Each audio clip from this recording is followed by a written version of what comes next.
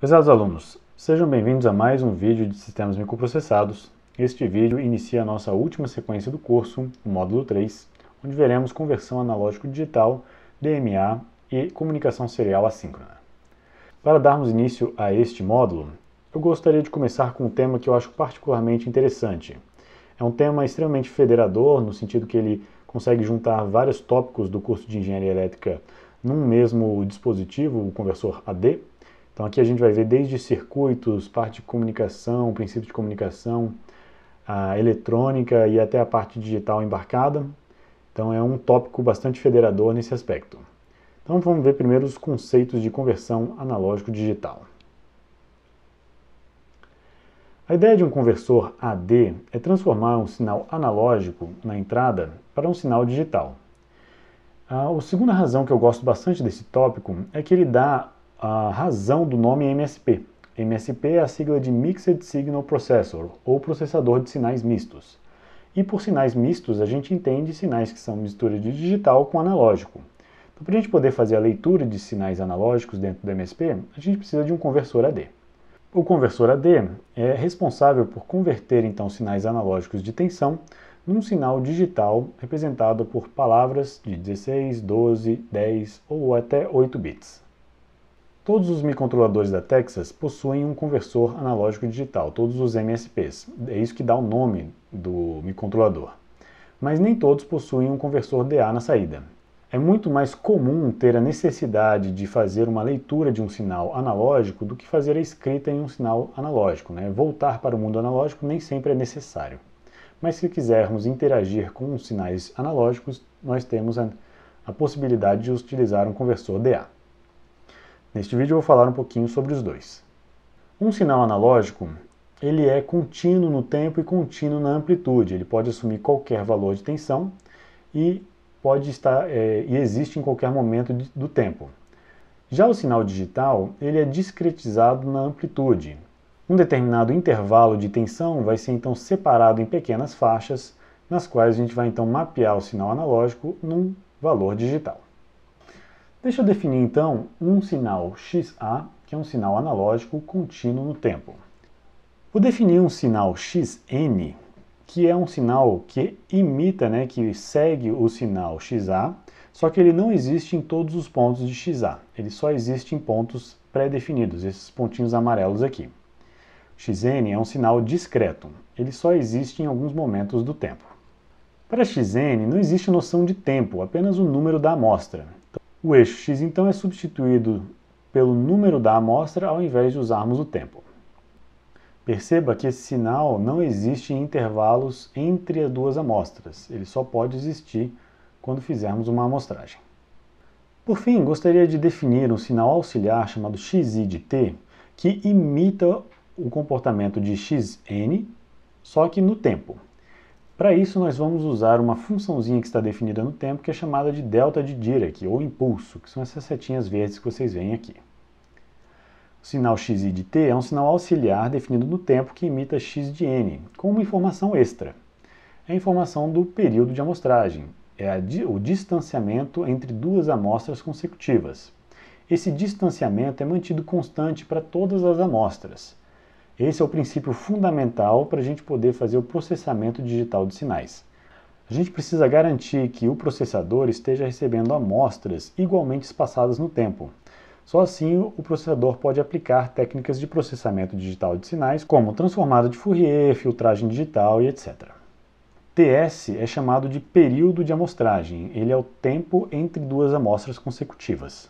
Vamos focar a nossa atenção agora para esse delta de Dirac aqui, essa definição de uma função temporal que marca um instante de tempo, chamado de delta de Dirac. Essa funçãozinha que eu estou representando com uma seta, ela é representada pelo símbolo delta, chamada de delta de Dirac, e ela é definida no tempo como sendo uma função que tem um valor que é infinito nesse momento, mas a integral desse valor vale 1. Esse sinal pode ser deslocado no tempo se eu aplicar a operação de deslocamento dentro da escala temporal. Então, delta de Dirac de t menos um período t é o delta de Dirac que vai acontecer no momento futuro, no momento t. Então, se eu substituir tzinho por período t, essa expressão só vai valer zero aqui dentro do parênteses quando o tempo vale t.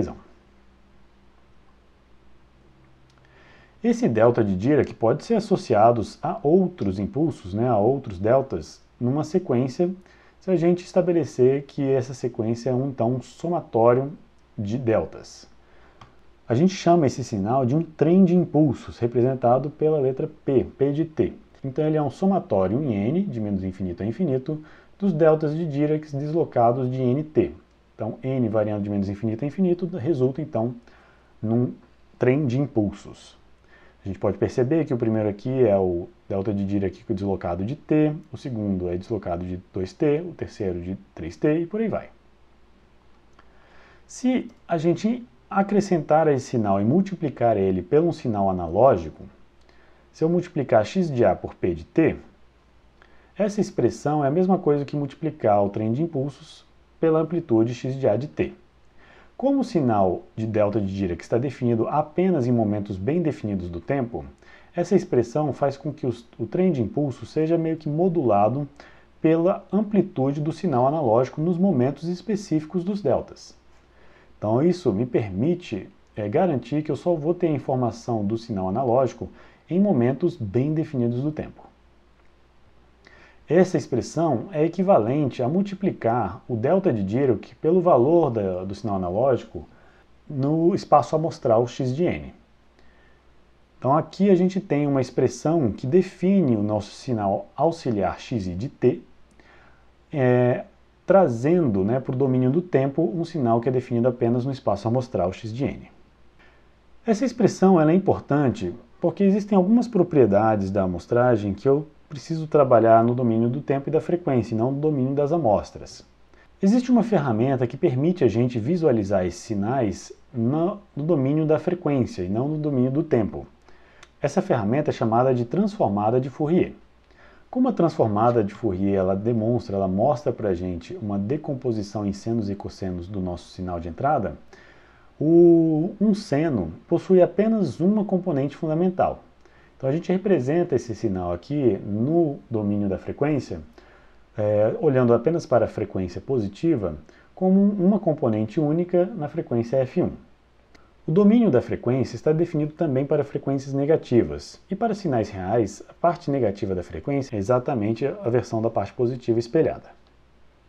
Quando eu aumento a frequência do sinal, por exemplo, pego uma frequência maior, a transformada de Fourier ela demonstra que esse sinal aumentou de frequência deslocando essa componente para a direita, mostrando que agora eu tenho uma frequência mais alta do sinal, também é um sinal de uma frequência pura, um seno, representado numa frequência um pouco maior. A operação que leva o sinal do domínio do tempo para o domínio da frequência é chamada então de transformada de Fourier. Agora voltando à nossa expressão original, o sinal auxiliar xi de t, que é então a multiplicação do sinal analógico, contínuo analógico xa de t multiplicado pelo trem de impulsos, pode ser levado para o domínio da frequência aplicando a transformada de Fourier. Quando a gente aplica a transformada de Fourier, os sinais no domínio da frequência são representados pelas suas letras maiúsculas, então xi, xa e p. E a multiplicação vira uma convolução no domínio da frequência. A gente não precisa entender o que é a convolução agora. A gente só vai usar uma propriedade bem interessante de convoluções com trem de impulsos, que é bem fácil de entender. O trem de impulsos, P de f, é representado então no domínio da frequência como também um trem de impulsos. Então a transformada do trem de impulsos no tempo é também um trem de impulsos na frequência, só que enquanto eles estavam separados pelo período de amostragem, na frequência eles estão separados pela frequência de amostragem. E o sinal analógico contínuo é um sinal que tem uma determinada característica, é um sinal analógico, a princípio desconhecido, mas ele tem uma determinada característica, uma determinada forma, e uma das características fundamentais aqui é que ele tem uma frequência máxima de nosso interesse. Então, por exemplo, se é um sinal de voz, a gente vai cortar ele lá em torno de 1000, 2000 Hz. Todo sinal de áudio acima de 2000 Hz já não tem interesse para a gente. A convolução entre esses dois sinais tem uma propriedade interessante, que é a seguinte: um sinal convoluído com um trem de impulsos faz com que esse sinal seja replicado em cada momento do trem de impulsos. Dessa forma. Vamos estudar agora Quais são os compromissos entre a escolha da frequência de amostragem num determinado sinal analógico?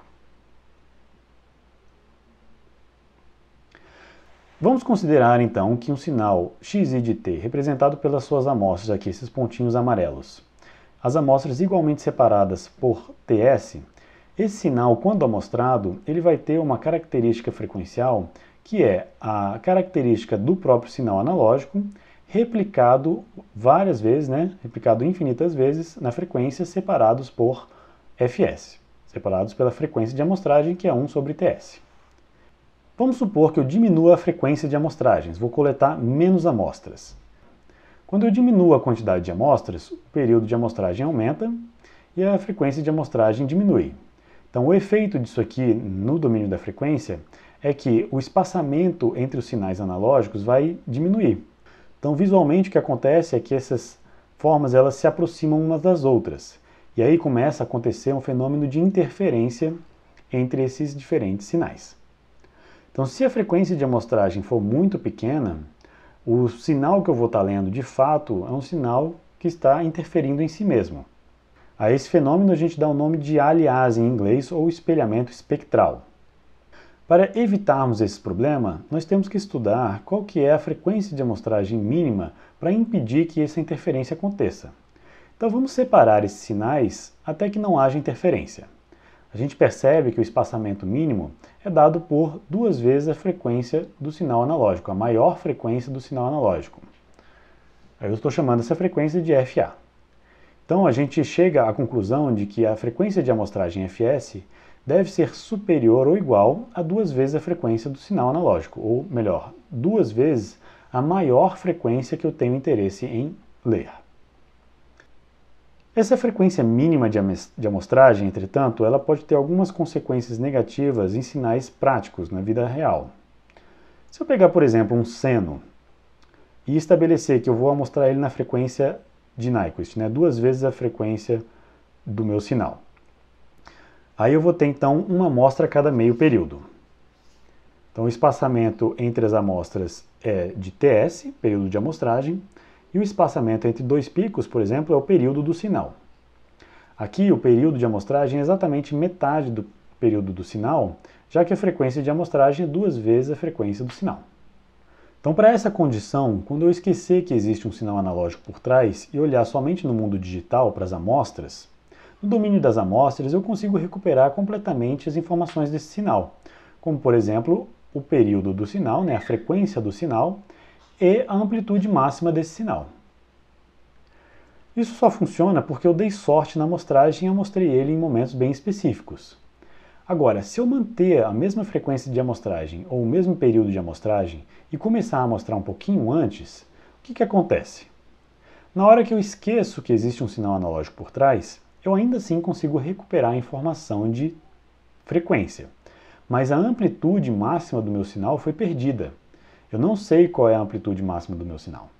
Então essa frequência de amostragem, ela pode ser uma frequência baixa se eu der azar na hora de amostrar. E convenhamos, é muito mais provável que você venha amostrar em locais diferentes do pico do sinal. O pior caso é quando a gente leva ao extremo e amostra apenas nos cruzamentos com zero. Quando eu esqueço que existe um sinal analógico, o meu sinal não consigo nem recuperar a frequência desse sinal, muito menos a amplitude. Então eu posso dar o azar de amostrar exatamente próximo de zero e ter um sinal que tem amplitude em zero. Então esse limite teórico de amostrar um sinal em 2 vezes a sua frequência máxima é um limite teórico que a gente vai levar com bastante parcimônia. A grande mensagem que eu quero passar para vocês com esse vídeo é que a frequência de amostragem tem que ser superior ou igual a 2 vezes a frequência máxima de um determinado sinal analógico, para um sistema funcionar direitinho. Na prática, 5 vezes a frequência máxima, 7 vezes, são valores bastante comuns, tá? E é isso. Gostaria de finalizar esse vídeo então com essa mensagem que a frequência de amostragem deve ser então sempre superior a 2 vezes a frequência máxima de um sinal.